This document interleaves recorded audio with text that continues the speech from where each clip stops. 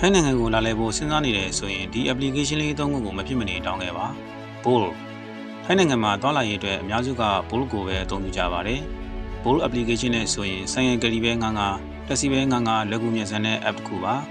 ပိုက်စားလို့တစ်ခုခုဝယ်စားခြင်းနဲ့ဆိုရင်လည်းထိုင်းလိုပြောစရာမလိုပဲ application ကနေပဲအလွယ်တကူမှာစားနိုင်ပါတယ် Bolt Food ဆိုတဲ့ app တစ်ခုတော့အထက်တောင်းရပါတယ် app တစ်ခုထဲမှာအကုန်စုံဆိုရင်တော့အလားတူ Grab လည်းရှိပါတယ် Line application ဆိုတာကတော့ Telegram တို့ Viber တို့လို application တစ်မျိုးဖြစ်ပြီးထိုင်းနိုင်ငံမှာအသုံးများဆုံး messaging application တစ်ခုပါ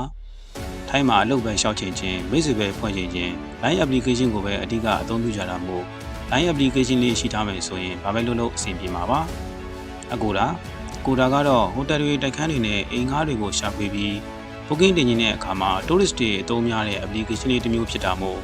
ထိုင်းနိုင်ငံကိုရောက်တဲ့အခါမှာဈေးနှုန်းမှန်ကန်ပြီးလုံခြုံစိတ်ချရတဲ့တဲကိုစရာတွေကိုလက်ကူစွာရှာဖွေခြင်းနဲ့ဆိုရင်တော့ Agoda app ကိုလည်းတောင်းထားပါအားလုံးကိုကျေးဇူးအထူးပါပိုကောင်းတဲ့နောက်ဗီဒီယိုတွေမှာပြန်လည်ဆုံတွေ့ကြပါမယ်